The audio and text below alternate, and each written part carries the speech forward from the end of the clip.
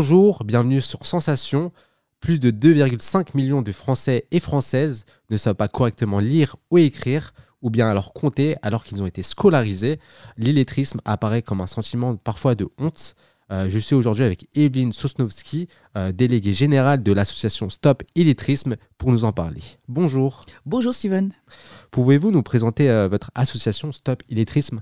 Absolument. Alors, Stop Illettrisme, c'est une association qui a été créée en 2013 par L'Oréal, qui avait constaté dans ses locaux que certaines personnes qui faisaient les travaux de propreté effaçaient des inscriptions sur des tableaux qui ne devaient pas être effacés. C'était bien précisé, n'effacez pas, et c'était effacé tous les soirs.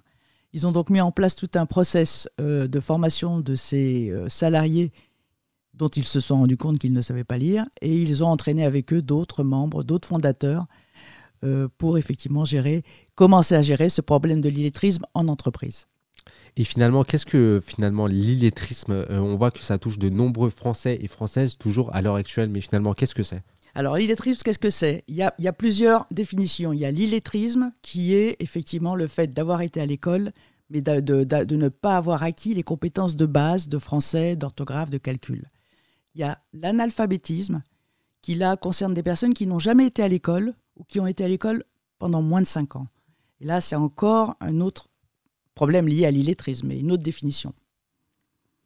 Et au sein de votre association, vous proposez un dispositif qui se décrit comme unique. Ce dispositif combine formation professionnelle et tutorat bénévole. Comment ce dispositif a vu le jour et comment se concrétise-t-il face aux gens qui sont atteints d'illettrisme ?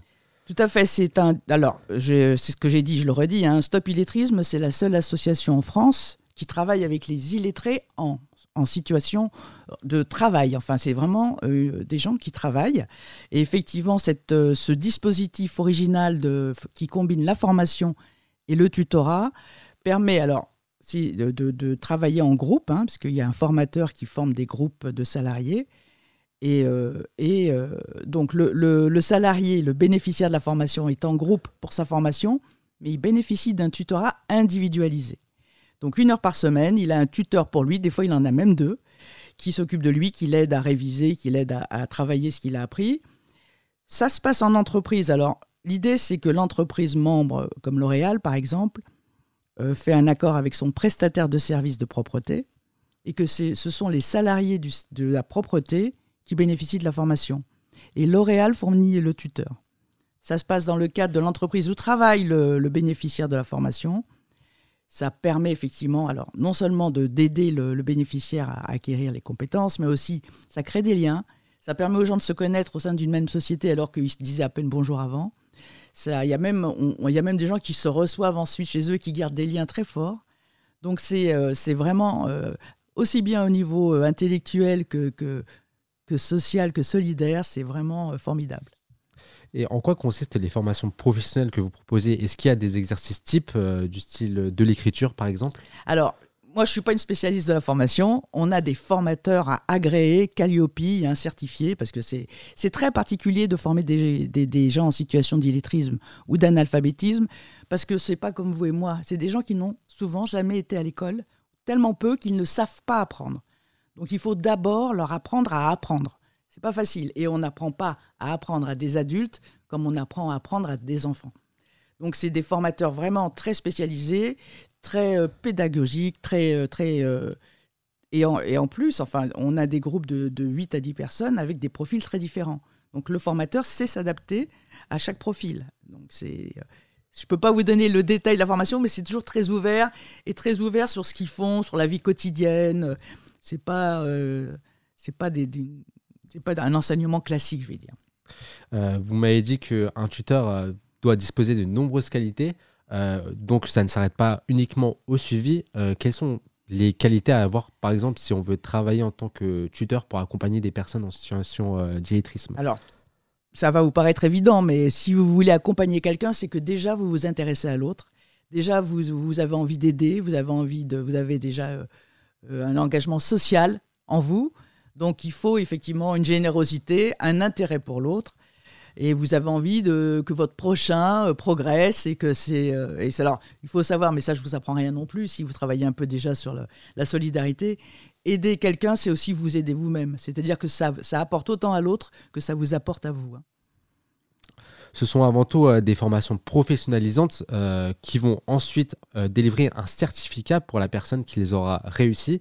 Quels sont les points clés pour réussir ces formations? Alors, c'est toujours, voilà, ça revient exactement à ce qu'on vient de dire. Donc, il y a des formations. Alors, les formations, ça s'appelle la MCCP, CLEA. C'est des formations vraiment liées au statut de ces gens-là. Hein, c'est les bases du français. Les qualités des bénéficiaires, comment est-ce qu'ils peuvent arriver, c'est ça. D'abord, il faut qu'ils soient assidus, bien sûr, aux formations, comme tout le monde. Il faut qu'il y ait un petit peu de travail de révision qui est donc fait avec le tuteur. Il faut l'envie d'avancer, l'envie de passer. C'est très compliqué d'apprendre le français quand vous n'êtes pas du tout à l'aise. Donc, il faut déjà avoir ce courage. C'est des gens qui, déjà, ils travaillent. Ils habitent loin de leur lieu de travail. Ils ont souvent des familles, des enfants. Et ils trouvent encore le courage de travailler un peu à côté le français, de venir au cours. Donc, il faut être animé d'une vraie volonté, d'une vraie persévérance. Finalement, en fait, votre dispositif, c'est une sorte d'école pour les salariés. On doit juste apprendre pour les gens qui ont des difficultés d'apprendre l'écriture. Mais en soi, c'est comme une école classique. C'est une école. Oui. Je dirais pas classique. Parce c'est pas du tout les méthodes de l'enseignement classique, c'est pas du tout les méthodes de l'enseignement aux enfants, mais évidemment que c'est une école. C'est une école, on apprend le français, on apprend le calcul, on apprend un peu d'histoire, un peu de géographie, et puis on les aide beaucoup dans leur vie quotidienne aussi. J'ai mon ami âgé de 23 ans qui a des problèmes d'orthographe. Est-ce qu'il peut faire partie du dispositif que vous proposez? Alors, si votre ami travaille, oui. Si votre ami ne travaille pas et est étudiant, ça va être d'autres associations qui pourront s'occuper de lui. Il y a tout un arsenal d'associations. D'ailleurs, c'est avec l'Agence nationale de lutte contre l'illettrisme que ça se passe. Nous, on s'occupe vraiment du personnel salarié. Donc, s'il vient nous voir, qui travaille chez un de nos membres et qui dit « j'ai besoin », oui, on va l'aider à organiser une formation. Le format papier reste prioritaire au sein de vos formations professionnalisantes. Pensez-vous que l'ère du numérique a favorisé l'illettrisme? Là, c'est une bonne question. C'est une bonne question, certainement. Je pense qu'effectivement, la facilité à avoir un téléphone et à écrire des mots dans un langage SMS n'a pas arrangé notre problème d'illettrisme. Il y a effectivement cette rapidité aujourd'hui à communiquer le plus vite possible et du coup, la forme n'est plus du tout de mise. Au-delà des formations que vous proposez, intervenez-vous au sein d'établissements scolaires ou dans d'autres établissements pour faire notamment de la prévention? Alors non, on n'en fait pas nous directement. Par contre, on participe à un collectif qui s'appelle l'Ascenseur et qui travaille principalement pour l'égalité des chances, surtout pour les jeunes. Donc on fait des actions avec l'Ascenseur vers les jeunes dans le cadre de collectifs associatifs.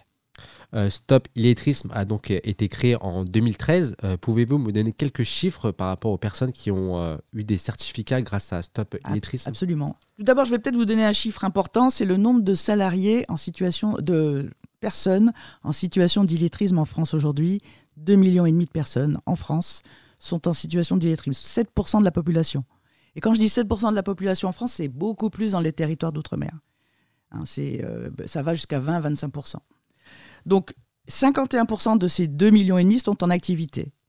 Nous, on en a formé en 10 ans 800. 800 personnes ont été tout seuls, on est content. on a formé 800 apprenants. Et dans ces 800 apprenants, on va dire que les 3/4 ont eu un diplôme. Nous avons parlé de l'illettrisme tout au long de l'interview, mais il y a un autre phénomène qui mérite d'être en lumière, c'est l'électronisme qui touche également beaucoup de Français et Françaises. C'est un phénomène qu'on en parle beaucoup moins. Quelles sont les solutions que vous y apportez? Alors l'électronisme, d'abord, vous savez ce que c'est? C'est l'illettrisme numérique. C'est-à-dire que vous n'êtes absolument pas à l'aise avec les outils numériques, ordinateur, tablette, même téléphone. C'est pas parce que vous savez envoyer un SMS, on a vu tout à l'heure comment on peut envoyer un SMS, que vous savez vous servir de votre téléphone. Donc l'électronisme touche aujourd'hui 13 millions de Français. Il faut savoir aussi que 90% des offres d'emploi aujourd'hui en France demandent un minimum de compétences numériques. C'est donc tout le monde aujourd'hui doit avoir un minimum de connaissances numériques. Merci Evelyne Sosnowski d'avoir répondu à nos questions et d'avoir été avec nous sur Sensation. Je rappelle que vous êtes déléguée générale au sein de l'association Stop Illettrisme. Cette émission a été proposée en partenariat avec l'IECPA de Paris. Et pour revoir ou réécouter cette émission, rendez-vous sur notre site et notre application Radio Sensation.